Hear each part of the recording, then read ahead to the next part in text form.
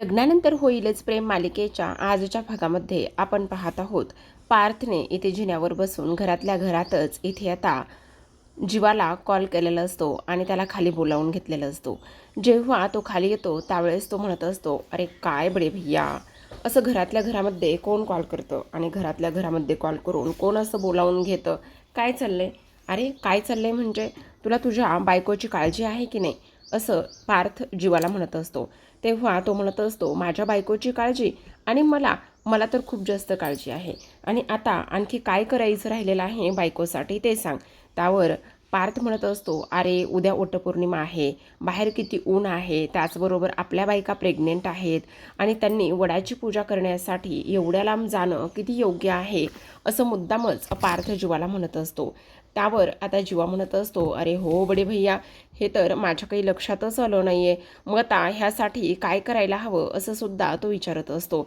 अरे काय करायला हवं म्हणजे मग तेच तर मी म्हणतोय, यावर्षीची वटपौर्णिमा कशी साजरी करायची आणि आपल्या बायकांना इथे आता त्राससुद्धा होणार नाही का, असं सुद्धा आता इथे तो बोलत असतो.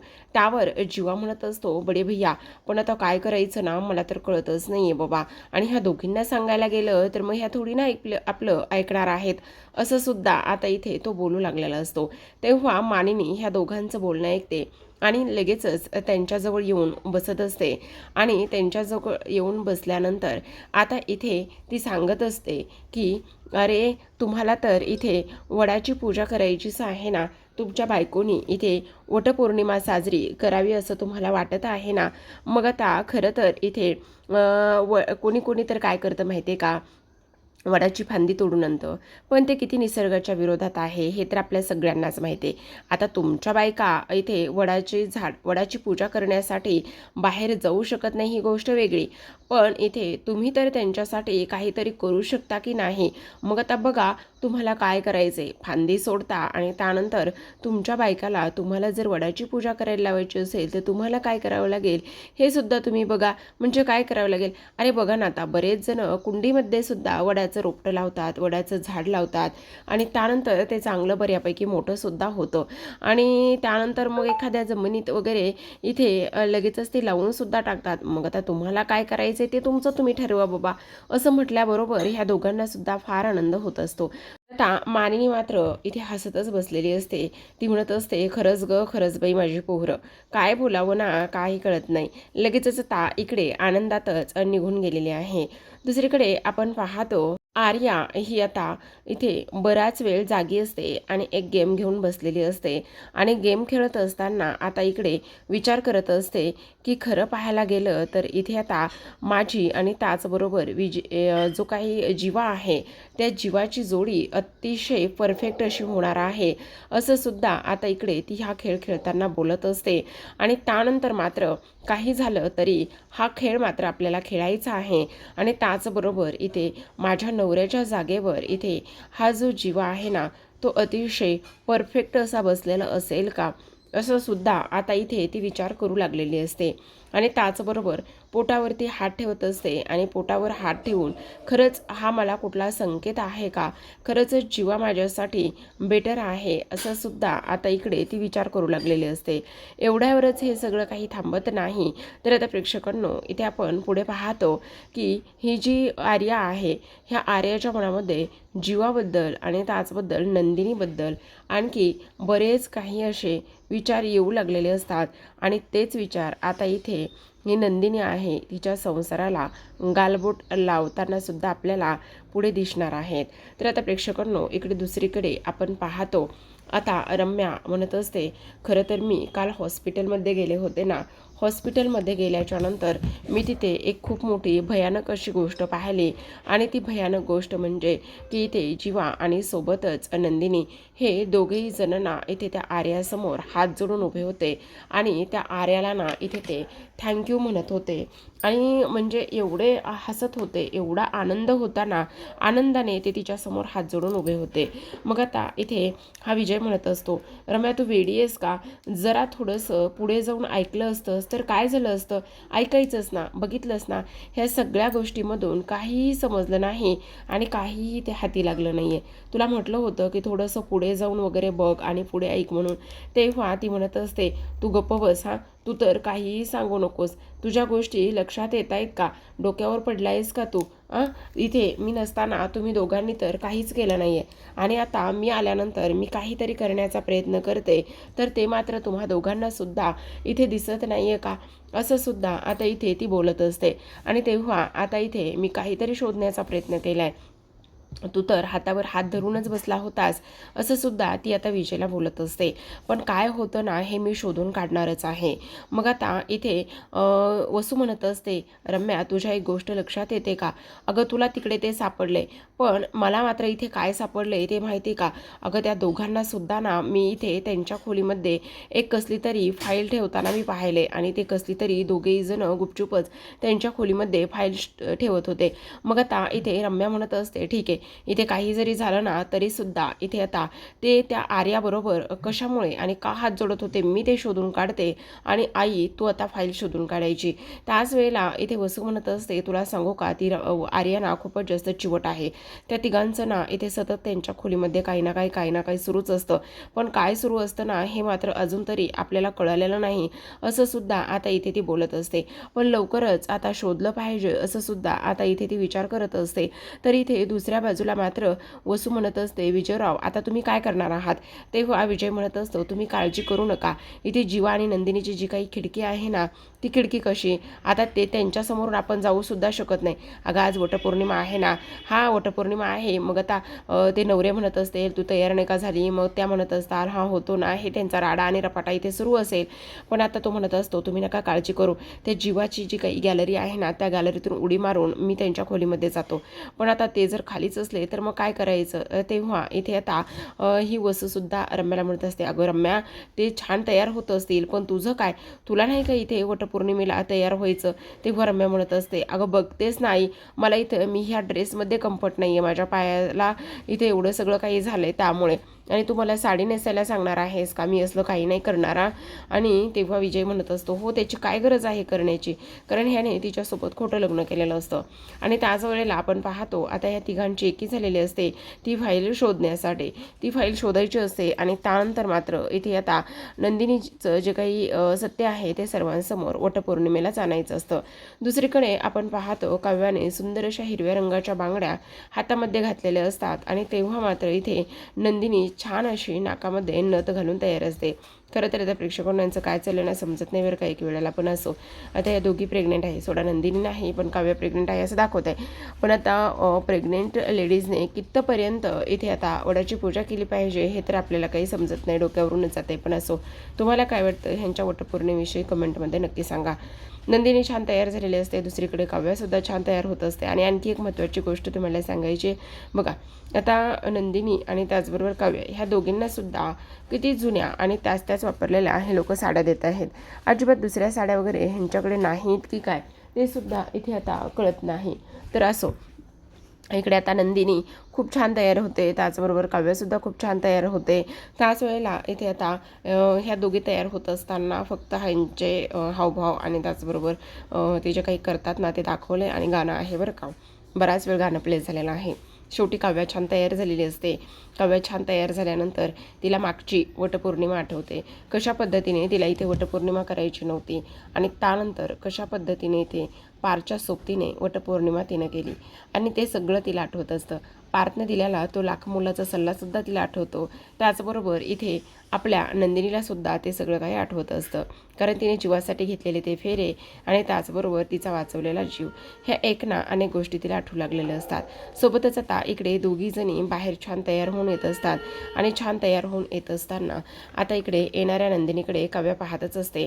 ती म्हणत असते, वा वा वा वा ताई, काय गोड दिसतेस ग, किती कमालाशी तयार होऊन आलेली आहेस ग तू, खरंच खूप सुंदर दिसतेस.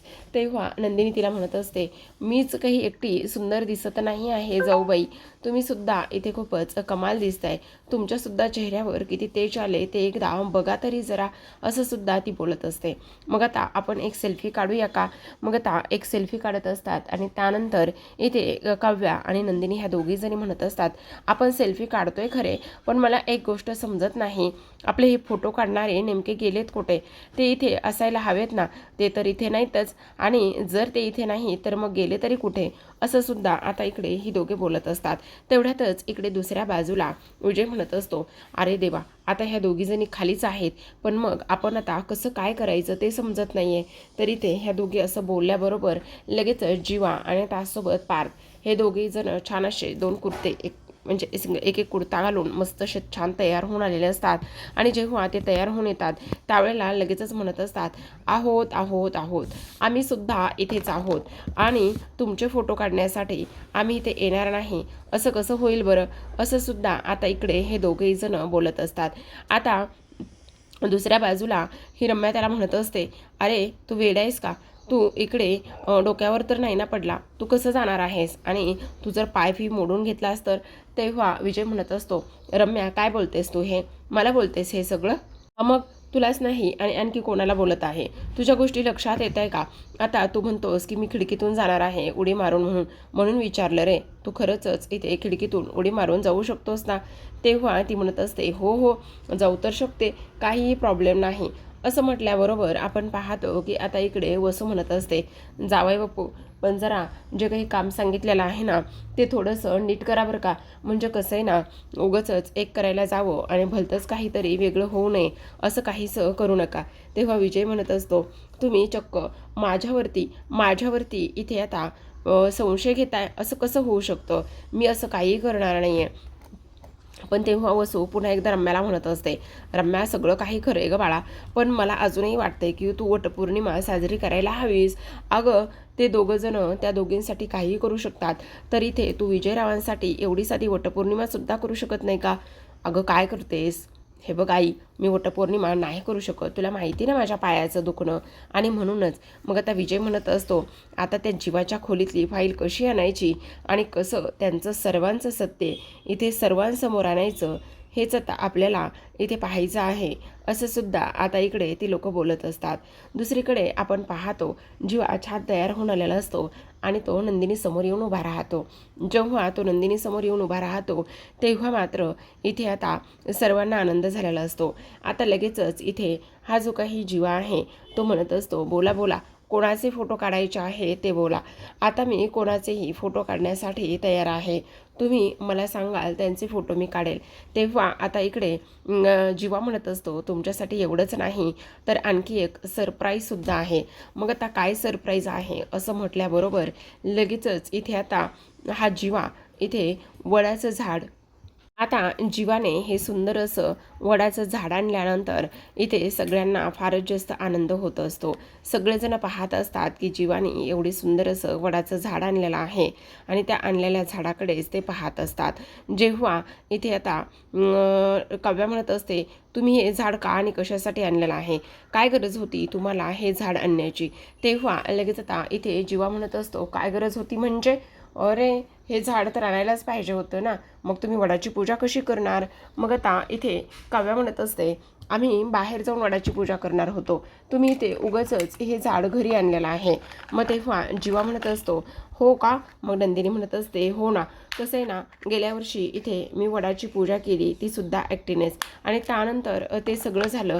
पण आता काव्या म्हणत असते, बरं बरं ठीक आहे, आता गेल्या वर्षी आपण वडाच्या झाडाला फेऱ्या मारल्या, यावर्षी ह्या कुंडीतल्या झाडाला आपण फेऱ्या मारूया आणि इथेच आपली ही वटपौर्णिमा साजरी करूया, असं सुद्धा आता इथे काव्या म्हणत असते. आणि ताई असू दे गं, आता पुढच्या वर्षी जेव्हा इथे आपले बेबू आणि त्याचबरोबर छकुली हे दोघेही जण येतील ना, त्यावेळेस मात्र मग आता ह्या दोघांना त्यांना सांभाळावं लागेल, आणि हे दोघं जण जेव्हा त्यांना सांभाळत असतील तेव्हा मात्र आपण वडाच्या फेऱ्या वगैरे मारत असो, असं इकडे ती बोलत असते. त्याच वेळेला आता इकडे जीवा म्हणत असतो, हो का, खरंच आपले बेबो आणि छकुली हे दोघेही जण येतील का. तेव्हा पार्थ म्हणत असतो, का नाही येणार, त्यामध्ये तुला काही संशय आहे का. तेव्हा आता नंदिनी म्हणत असते, नाही नाही, अजिबात संशय वगैरे काहीही नाही आहे, कारण बेबो आणि छकुली आल्यानंतर ते फक्त इथे तुम्हाला सतवणारच नाही तर तुमचे कपडे सुद्धा ओले करणार आहेत, ही गोष्ट मात्र तुम्ही ध्यानात ठेवायची. असं म्हटल्याबरोबर इथे आता पार्थ म्हणत असतो, हो ते तर आहे, पण डायपर नावाचा सुद्धा काही प्रकार असतो, हे सुद्धा तुम्ही लोकांनी ध्यानात ठेवायचं बरं का. असं म्हटल्याबरोबर ह्या लोकांना आनंदच होत असतो. आता दुसरीकडे इकडे काव्या आणि त्याचबरोबर नंदिनीला वडाला फेऱ्या मारण्यासाठी ही लोक सांगत असतात आणि तेव्हा इथे लगेचच आता जीवा म्हणत असतो, तू एकटीच काही फेऱ्या वगैरे मारणार नाही आहेस, मी सुद्धा तुझ्याबरोबर फेऱ्या मारणारच आहे. आता गेल्या वर्षी कसं जीवा आणि नंदिनी हे वेगळे होते, पण आता तसं नाही आहे. आता कोण आहे, जीवांदनी आहेत. त्यामुळे आपण दोघांनी एकत्र येऊनच फेऱ्या मारायच्या, असं सुद्धा इकडे आता ते बोलत असतात. तर आता प्रेक्षकांनो, इकडे दुसऱ्या बाजूला आपण पाहतो हे हॉलमध्येच इथेच घरी असतात आणि घरीच असल्यामुळे आता रम्या वसू आणि त्याचबरोबर इथे ह्या विजयची चांगलीच फजिती उडालेली असते. कारण समोर त्यांच्या समोरून कसं त्या दोघांच्या खोलीत जायचं आणि त्यांच्या दोघांच्या खोलीत जाऊन कसं ते सगळं सत्य शोधायचं हे मात्र त्यांना आता इथे समजत नसतं आणि त्यांना हे सगळं काही आता त्यांच्या समोरून करणं फार जास्त जड जात असतं. एवढंच नाही प्रेक्षकांनो, तर आपण पाहतो की आता मात्र इथे ही वसू म्हणत असते काय करायचं कळत नाही. मग आता विजय म्हणत असतो, एक काम करा, तुम्ही दोघीजणी त्यांच्याकडे लक्ष ठेवा आणि दोघीजणी त्यांच्याकडे लक्ष ठेवा आणि तोपर्यंत मी एक काम करतो, ताबडतोब आतमध्ये निघून जातो आणि फक्त लक्ष ठेवायचं आहे तुम्हाला, असं म्हटल्याबरोबर ते दोघंही म्हणत असतात कसं आणि कशा पद्धतीने लक्ष ठेवायचं ना, तेच काही केल्या समजत नाही. तर आता होतं काय, तर इकडे हा विजय म्हणत असतो, जीवाच्या तिथली गॅलरी आहे ना, तिथून मी बरोबर उडी मारून आतमध्ये जातो आणि तिथून मी बरोबर उडी मारून आतमध्ये गेलं ना, तर सगळं काही व्यवस्थित होईल, असं सुद्धा आता इथे तो बोलू लागलेला असतो. तर आता प्रेक्षकांनो, इकडे आपण दुसरीकडे पाहतो, रम्या म्हणत असते, तुला जमणार आहे ना सगळं, म्हणजे बघ, जर नाही तर नाही जमलं तर गोंधळ व्हायचा. त्याच वेळेला विजय म्हणत असतो, मला अगदी व्यवस्थित जमणार आहे, तुला काळजी वगैरे करण्याची काही एक गरज नाही, असं सुद्धा आता इकडे तो बोलत असतो. आणि त्यानंतर विजय जो आहे तो विजय मात्र हळूहळू वाकूनच आता इकडे विजय आणि त्याचबरोबर नंदिनीच्या खोलीमध्ये निघालेला असतो. आणि खोलीमध्ये निघाल्यानंतर इथे आता वसू हसत असते की हा कसा मांजरासारखा निघालेला आहे म्हणून. पण आता तेवढ्यातच नंदिनीचं लक्ष ह्या जाणाऱ्या विजयकडे ओझरतं जातं आणि तिला वाटतं की इथे नक्कीच कोणीतरी होतं म्हणून. तर आता प्रेक्षकांनो, इकडे आपण पाहतो इथे नंदिनी आणि त्याचसोबत काव्या ह्या दोघीजणी आता इथे वडाची पूजा करायला लागलेल्या असतात आणि जीवाने ताट हातामध्ये धरलेलं असतं आणि त्यानंतर मात्र इथे नंदिनी वडाची पूजा करत असते. तेवढ्यातच विजयचा तोल जाणार, पण तो कसाबसा सावरण्याचा प्रयत्न करत असतो, कारण जवळजवळ त्याचा पाय जो आहे ना, तो पाय आता इथे निसटलेलाच असतो. जेव्हा त्याचा पाय निसटतो त्यावेळेला मात्र इकडे तो स्वतःला पटकन सावरून घेण्याचं सुद्धा पाहत असतो. दुसरीकडे आपण पाहतो आता ह्या दोघांची पूजा झाल्यानंतर आता नंतर पूजा करण्याची वेळ असते, ती म्हणजे काव्या आणि सोबतच पार्थ ह्या दोघांची सुद्धा. मग आता काव्या आणि सोबतच पार्थ हे दोघेही जण आता इकडे पूजा करायला घेत असतात. पण इकडे तोपर्यंत विजय जो आहे ना, तो विजय इथे जीवा आणि सोबतच नंदिनी ह्या दोघांच्याही खोलीपर्यंत जाऊन पोहोचलेला असतो. आणि तेव्हा मात्र इथे आता ह्या दोघींना सुद्धा फार जास्त आनंद झालेला असतो की आपला जो प्लॅन आहे ना, तो सक्सेस आहे. मग आता रम्या म्हणत असते, तुम्हाला जेवढे वडाला दोरे बांधायचे आहेत ना, तेवढे बांधा, कारण थोड्या वेळाने मात्र तुमचं सगळं सत्य लवकरच सगळ्यांसमोर येणार आहे. तर आता प्रेक्षकांनो, आजच्या भागामध्ये एवढंच. उद्याच्या भागामध्ये तोच पुन्हा प्रोमो त्यांनी दाखवलेला आहे, कारण त्या प्रोमोमध्ये असं दाखवलेलं आहे की इथे आता ह्यांना ते खोटं पोट सापडलेलं आहे आणि ते खोटं पोट सापडल्यानंतर आता इकडे मात्र ही जी काही वसू आहे ती वसू म्हणत असते, तुम्हा लोकांना इथे ही जी काही नंदिनी आहे ना, त्या नंदिनीवर फार विश्वास आहे ना, आणि त्या नंदिनीवर एवढा विश्वास असून ती नंदिनी हे खोटं पोट लावून कशी काय फिरते आणि कशी काय मिरवते, हे नंदिनी तुम्हाला फसवत आहे. तिच्या खोलीमध्ये हे खोटं पोट काय करते, असा सरळ प्रश्न जीवा आणि त्याचबरोबर नंदिनीला रम्या आणि वसूने सर्वांसमोर विचारलेला असतो. तर आता नंदिनी ह्यावर काय उत्तर देईल, त्याचबरोबर काव्या नंदिनीची बाजू घेईल का, किंवा रम्याचं पुन्हा थोबाड फोडलं जाईल, हे पाहणं फार इंटरेस्टिंग आहे. तर पाहत रहा लग्नानंतर होईलच प्रेम. भेटूयात उद्याच्या भागामध्ये. तोपर्यंत धन्यवाद.